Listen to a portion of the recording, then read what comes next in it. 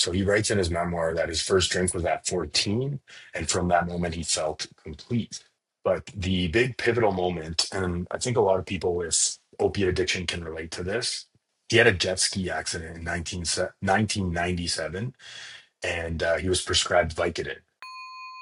Hi there. Welcome back, or welcome to Recovering Out Loud podcast, the show where we get real about mental health and addiction. I'm so glad you're here. If you or someone you love is struggling with drugs or alcohol, please reach out for help. Send me a message on all social media platforms at Recovering Out Loud Pod or by email at recoveringoutloudpod@gmail.com. You are no longer alone.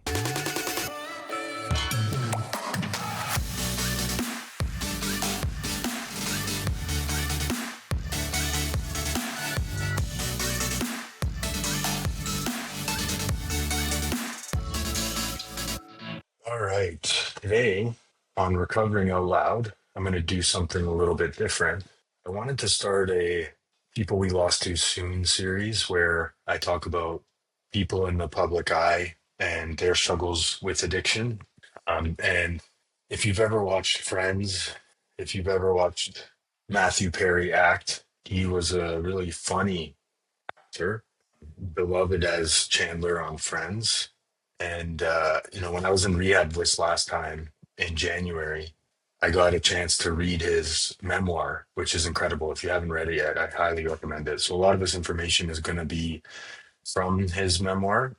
Um, it's called Friends, Lovers, and the Big Terrible Thing. So highly recommend checking it out. He goes into detail about addiction and his struggles with addictions. He went to multiple rehabs. Unfortunately, as a lot of us know, he didn't make it out of addiction, and that's one of the reasons why I wanted to start these episodes. So um, let's dive into it. So we'll start with his early life. His full name is actually Matthew Langford Perry. He was born on August 19th of 1969 in Massachusetts, and his parents divorced before his first birthday. So his mother, Susan, or Suzanne, she was actually Canadian. So shout out to all my Canadian friends and listeners. She worked in politics for, yeah, that's right. She was press secretary for Pierre Trudeau at the time, is Prime Minister of Canada at the time. And so she lived in Ottawa and worked as a press secretary, like I said. His dad's name was John Bennett Perry, and he was an actor and a model. He actually talks about it in a lot of detail in his book. And his parents met on some talk show, or she was a pageant queen in the Canadian side of things. So Matthew Perry grew up mostly in Ottawa, and he was raised mainly by his mom and his stepfather, who was a journalist, Keith Morrison, the guy from Dateline. So he talks about being a kid and having restless energy. He was mischievous, um, and he actually admitted to beating up Pierre Trudeau's son, a lot of us might know, the former prime minister, most recently former prime minister Justin Trudeau, and during the schoolyard days. So that's kind of funny. He actually kicked his ass. Matthew Perry really liked tennis. He became one of the top junior players in Canada, but then he moved to Los Angeles at the age of 15 to live with his dad, as probably any kid would. He didn't really pursue tennis. It's funny, he actually goes into quite a lot of detail in his book about riding on the plane alone and uh, and how that really affected him down the road, being alone on an airplane and being filled with fear as a child, because he did it quite a bit. So he moved to LA at 15, and then he wanted to become an actor, as most people who move to LA want to do. He started with small roles, a show called Charles in Charge, Growing Pains, and Sydney. The story of him actually getting into Friends and becoming Chandler Bing is actually sort of an act of providence. It's a funny coincidence how it happened. I remember when I was reading it in rehab, I was actually quite blown away how it was supposed to go to someone else, the role, and then it went to him. So I'll explain that a little bit. So originally, Perry was committed to another pilot of a show called LAX 2194. Ever heard of it? No, neither did I. So it was a kind of a weird idea for a show. It was about baggage handlers in the future. And then the project eventually fell through. He was free to audition. So he auditioned for the role of Chandler Bing. And it was actually funny. One of his one of his good friends, I'm blanking on the name right now, originally got cast for the role.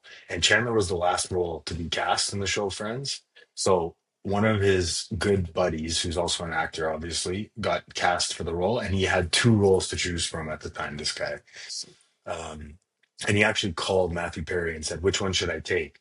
And Matthew Perry really wanted the role of Chandler, and he talks about in his book he had a real internal battle where he wanted to tell him not to take Chandler from Friends because he wanted that role, and he went with his better judgment and went with his heart and was a good friend and said, "No, you should take the role of Chandler from Friends." And then his friend actually decided to take the other role of a different show, and then so the role was open for Matthew Perry. Is sort of funny how that worked out, and would end up essentially changing his entire life. He became extremely rich and famous from that role, as we all know. So Friends, the show Friends premiered in 1994, and Chandler's one-liner that a lot of you might know made him a fan favorite overnight. I don't watch the show that much, but I believe it's something like, "Can I be any more uninterested?" or something like that. I'm probably butchering that, but so this is when he started to really battle the drug addiction and started to come into his life. So he writes in his memoir that his first drink was at 14, and from that moment he felt complete. But the big pivotal moment, and I think a lot of people with opiate addiction can relate to this.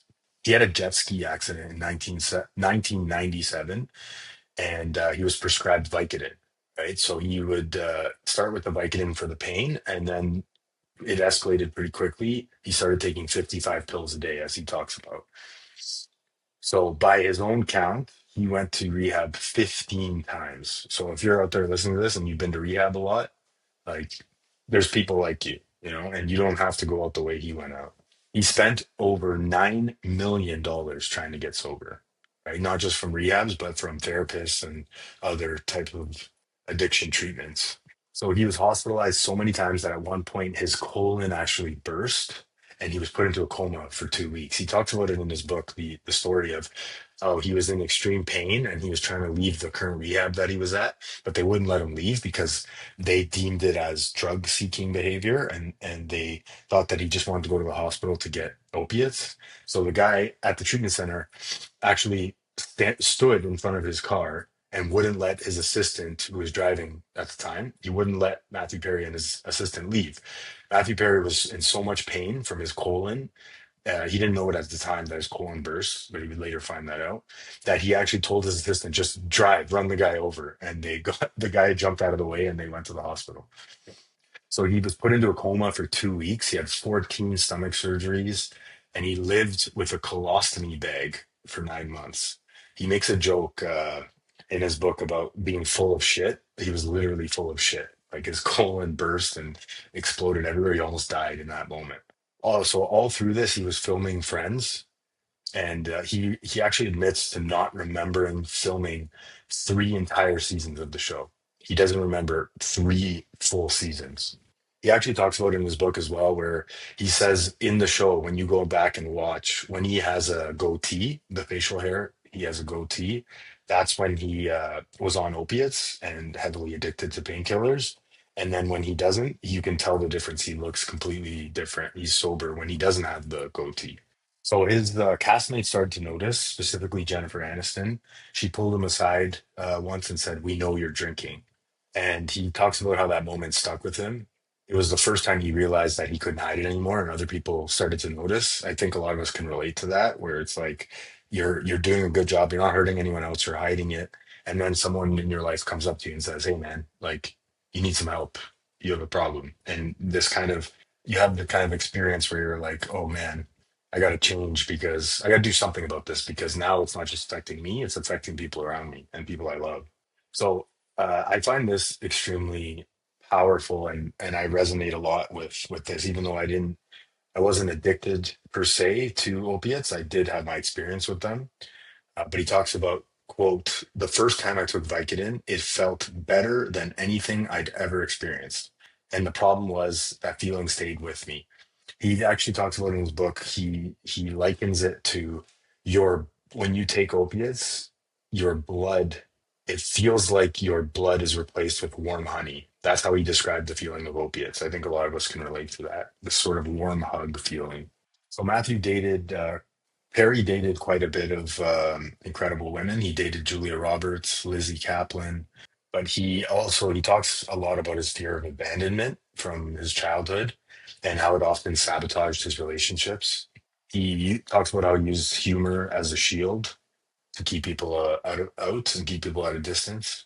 So in 2022, Perry released his memoir that I talked about earlier. Highly, I recommend it quite heavily. That doesn't make any fucking sense. Just go and read it. It's called Friends, Lovers, and the Big Terrible Thing. So he wrote it entirely himself, and it was his way of telling the truth before it was too late. Kind of ironic. Then in October of 2023, he passed away at 54 years old.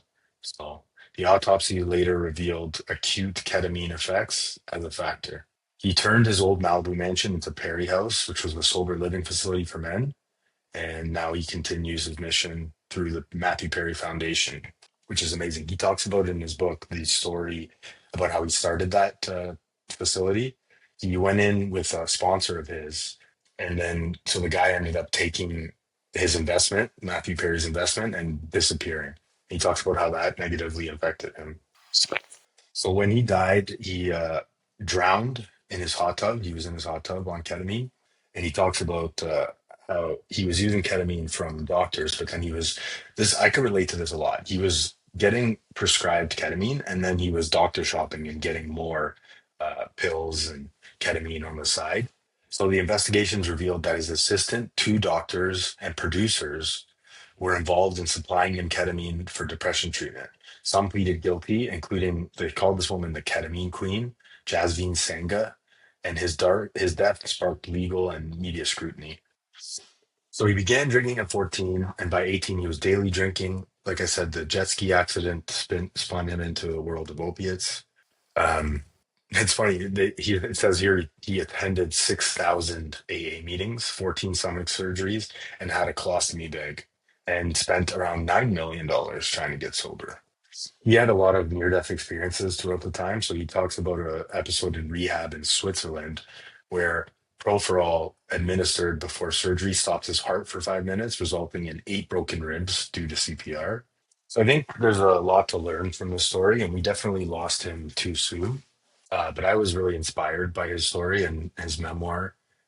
As you know, he wrote it with the intention of helping the still suffering addict and alcoholic. Right? There's a lot of good stuff in there, and a lot of hope.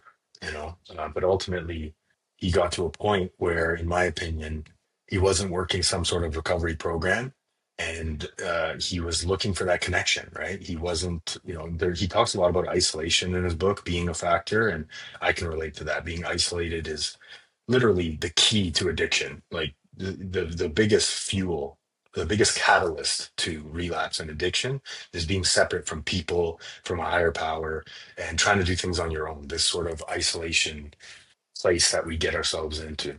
He talks about how he broke off engagements when he was sober because he worried he'd hurt his partners if he relapsed, right? Like this constant liability. And there's a quote in his book where he says, when I die, I don't want to be friends, to be the first thing mentioned. I want helping others to be the first thing. Love that. Matthew Perry made the world laugh, but the most powerful thing he left us isn't Chandler Bing's sarcasm, but his brutal honesty and authenticity. Highly recommend checking out this book. It's a great book for people in addiction, people struggling with an addict in their life. Gives some real perspective and the fame side of things. He also talks about Bruce Willis being a huge party animal, which is hilarious. They did a movie together, which is also, you know, a big part of his success. And yeah, I mean, I really wanted to do this because I think it's a really interesting story and a different perspective on being famous and struggling with addiction. But it's all the same shit, you know. I could relate a lot to it, even though he's very different than I am. I can relate a lot to the addiction and the feelings that he talks about in his book, and what drugs did for him, right? This sense of ease and comfort that we start to do drugs, and then we get this sense of ease and comfort that uh, we need to find in sobriety, right? And to me today, the ease and comfort comes from my recovery program. It comes from doing this podcast. It comes from making content, doing the coaching, helping others. And ultimately, I don't want to go back out there, right? Like, I want to stay on this side of the fence because it's a lot better. It's hard at times, but it's worth it. Thanks for listening today. I'm going to be doing a lot more of these episodes coming up. If you have any recommendations, shoot me a message of people you want lost too soon or people struggling with addiction. I'm thinking maybe Charlie Sheen, even though he's not, he's still alive. He has a Netflix documentary coming out, but let me know what you think. Like, follow, subscribe. It really helps the channel. I appreciate every single one of you. And let's do this thing one day at a time. Thanks for listening. Please help us grow the channel and like, share, and subscribe for more content. The discussions and stories shared on this podcast are for informational and motivational purposes only. This content is not a substitute for professional medical advice, addiction treatment, or therapy. If you or someone you know is struggling with addiction, please consult a licensed physician, addiction specialist, or mental health professional. You are no longer alone.